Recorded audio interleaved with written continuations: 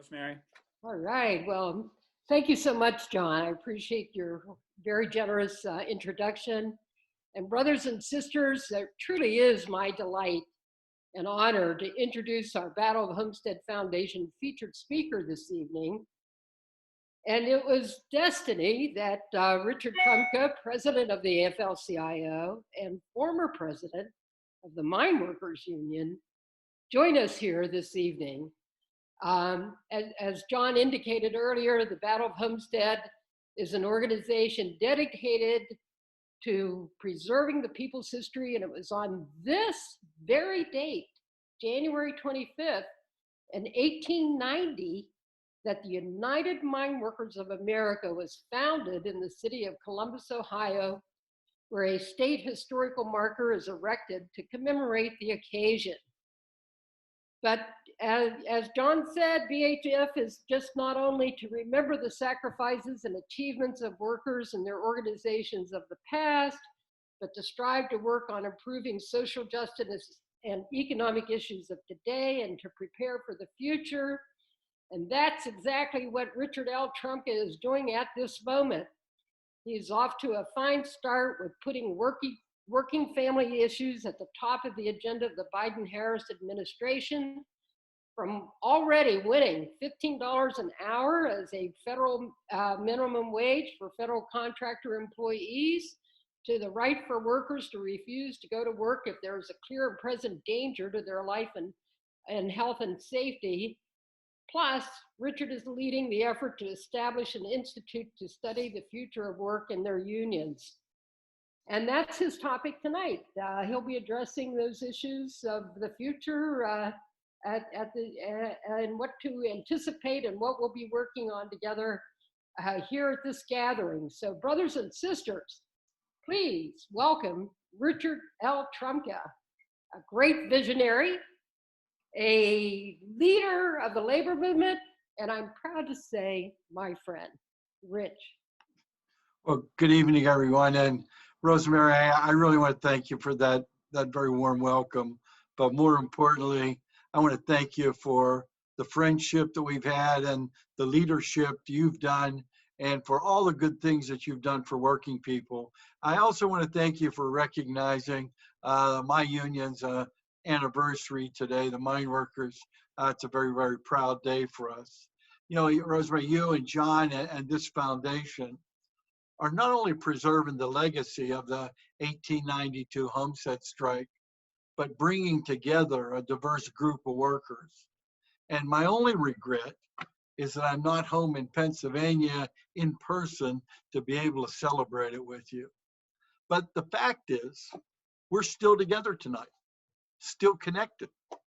And the fact is, it's a sign of the times, because technology is connecting us at this very moment.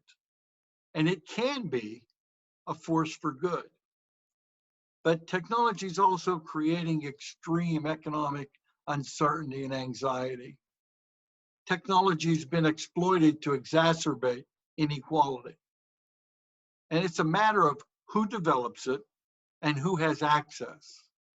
Are workers involved in shaping it?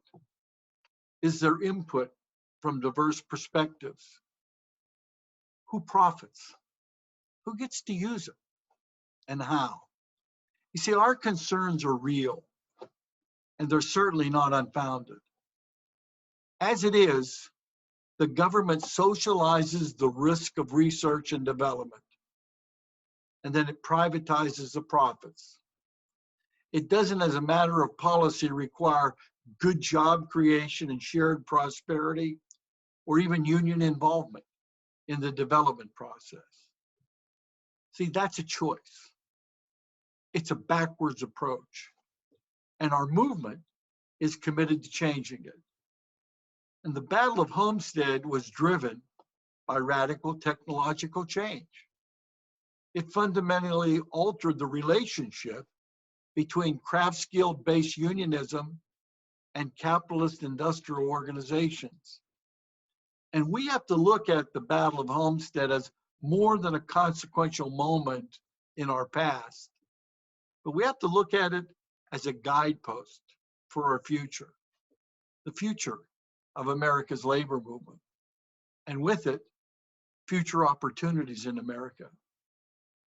More than 125 years after Homestead, working people are living through another industrial revolution. This one marked by technology and innovation that are changing everything.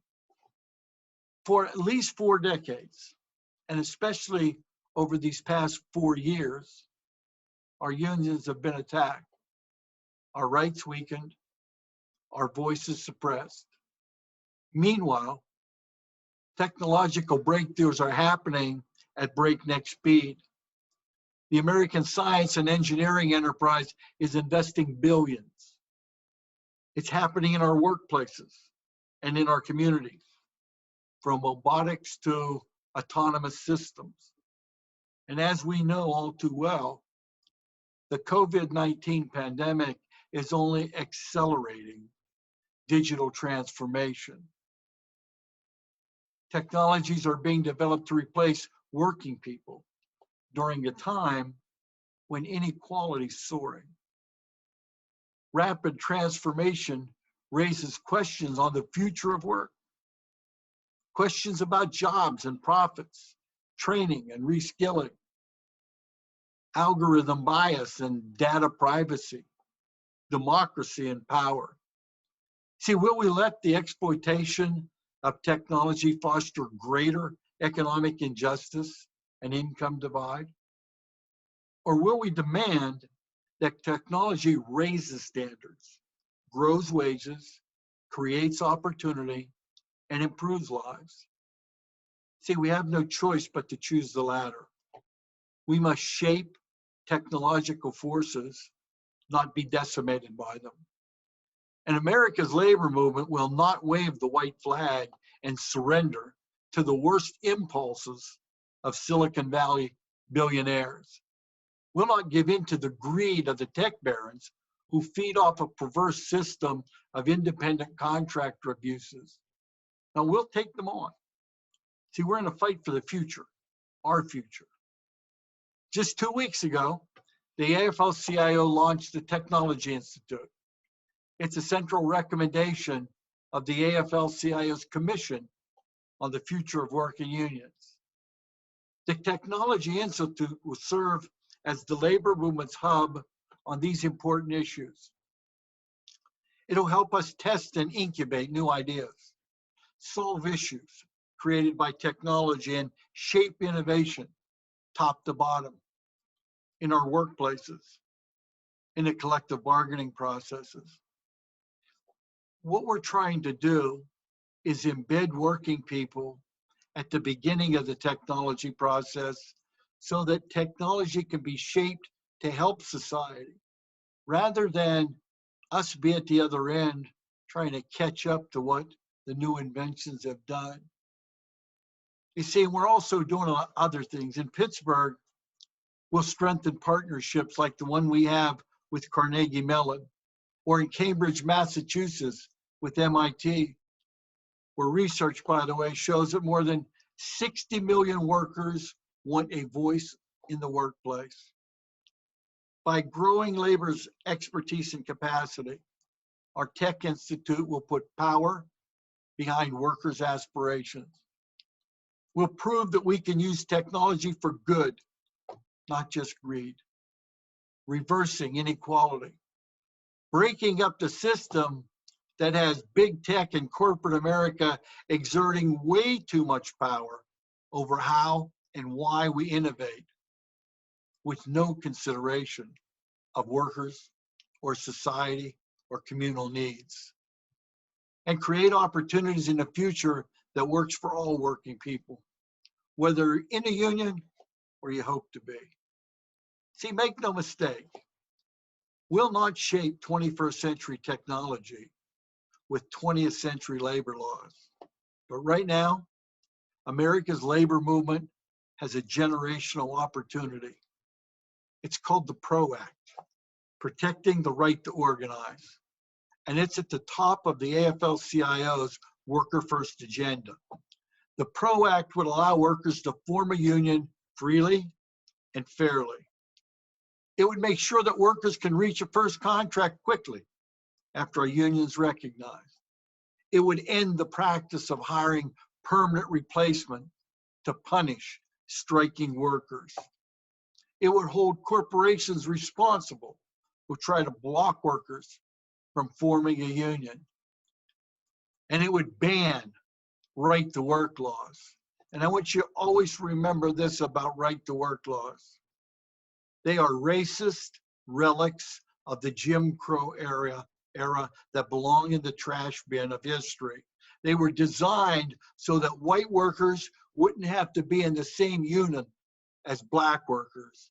They're the last relics of Jim Crow, and they've got to go.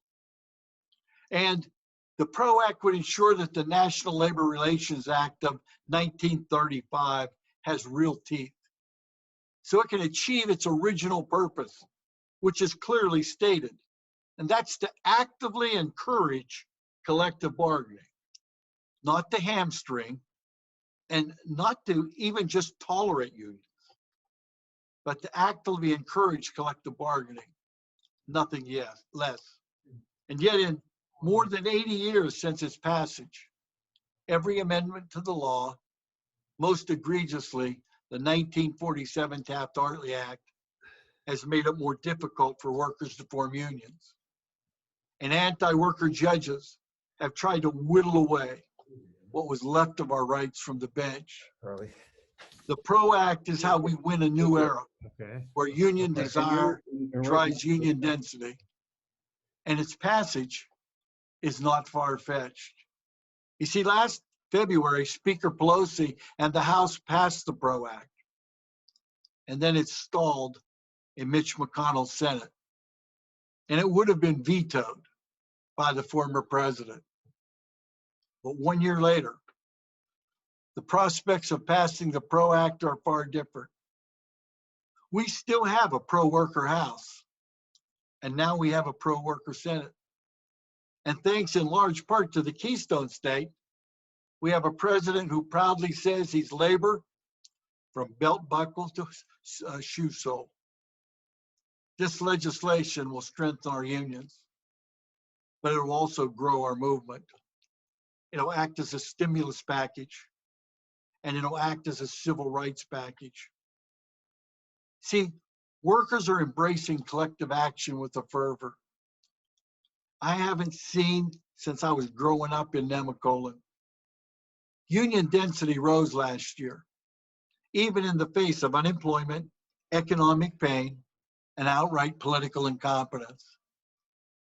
The popularity of unions is at 65%, one of the highest marks in a half a century. And every single day it becomes clearer that tech workers want a voice. Google and other alphabet companies announced earlier this month that they're forming the Alphabet Workers Union in partnership with the Communication Workers of America Union. This follows union wins at Kickstarter and Glitch. And in Bessemer, Alabama, 6,000 workers at Amazon will vote on forming a union of the Retail, Wholesale, and Department Store Union. That's a part of the United Food and Commercial Workers. Now just imagine the possibilities. When tech workers win a union, they have power. And when workers have more power, CEOs cannot make decisions about technology unilaterally. Tech and innovation are part of the next frontier of America's labor movement. And there's enough room in the labor movement for the steel worker and the tech worker. Enough energy to harness technology and rebuild America with union labor and union steel. Unions are for everyone in every field. And that's why the labor movement is working to organize big tech and fighting for a fair and equitable future of work in every sector. See, this is what we do. This is what we know. This is who we are. For more than 100 years, America's labor movement has built collective power for workers in various kinds of uncertain and vulnerable industries. We turned bad jobs into good jobs. Mining jobs weren't good jobs, they were bad jobs. Steel worker jobs were bad jobs. Rubber workers, glass workers, iron workers, those were all bad jobs until the unions came along. And our efforts transformed entire industries so that generations of workers were able to sustain families as part of thriving community. That's what unions do. See, we believe there's no basis for the pessimistic view that good jobs soon will be a thing of the past. Workers, all workers, in the future can enjoy the rights and protections of employees. Uber and Lyft, Boeing and GM, teachers and first responders. Our movement is always the best bet for workers, and workers are our nation's greatest hope. Workers are marching and demanding a voice on the job and a say in the future. And a better future can become a reality if we make the right choices now. So let's choose hope over fear. Let's choose good over greed. Let's choose worker-driven innovations over corporate-driven inequality.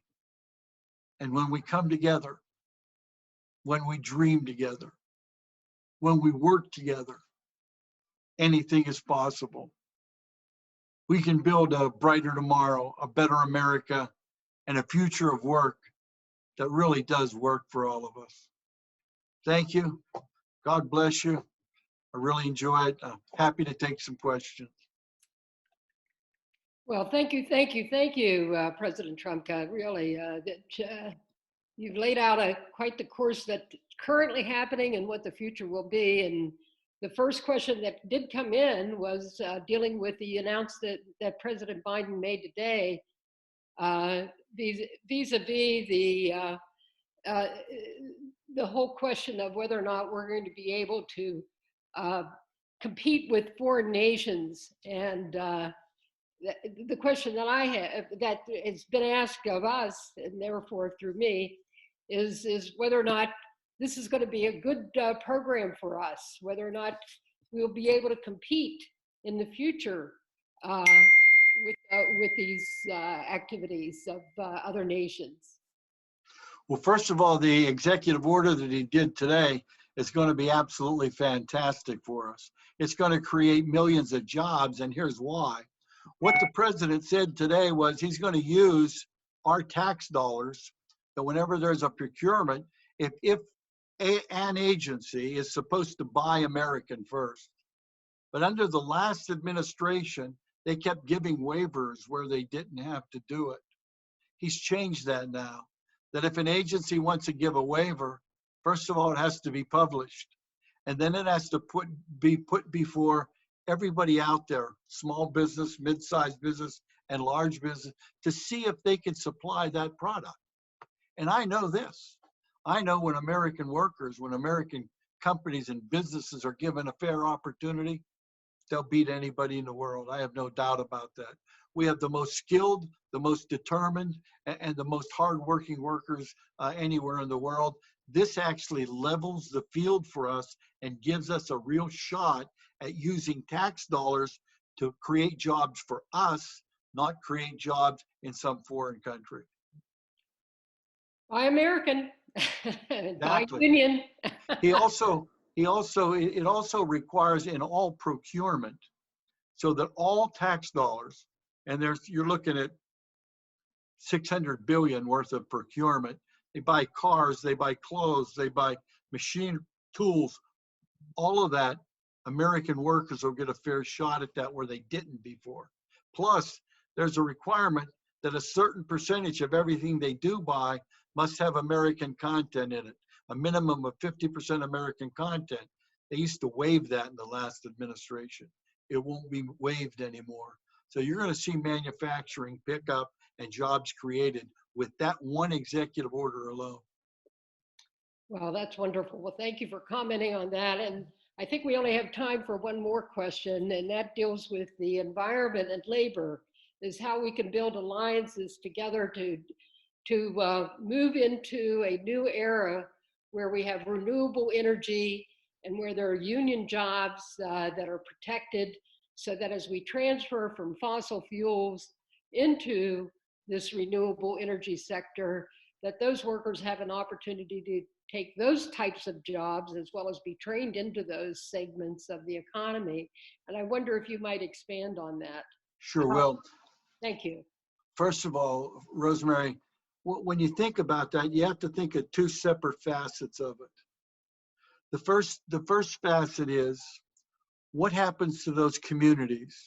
You know, the town that I raised in, there was one coal mine. My grandfathers, my dad and his brothers and I all worked in that same coal mine. When that coal mine goes down, the community goes down too. So what we can't do in all those towns like Nemacolin that are dotted around the country, as we transition with fuel to a lower carbon footprint, we can't just say we're going to leave those communities behind.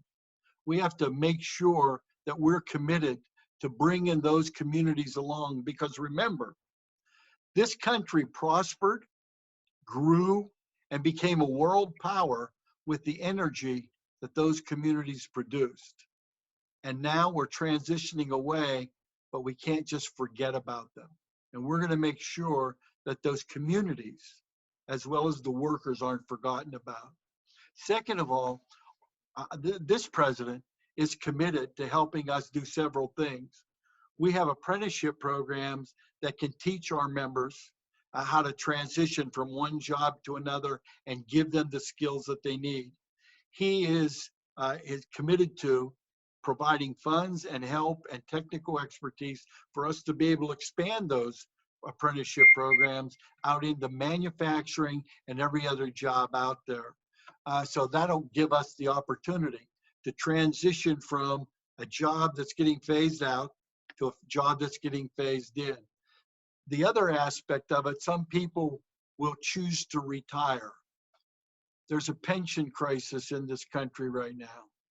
We have to make sure that the pension plans in this country are taken care of, that they are funded, and that they are solvent and strong, and they're capable of providing a fair and decent standard of living for our members that have retired in the process.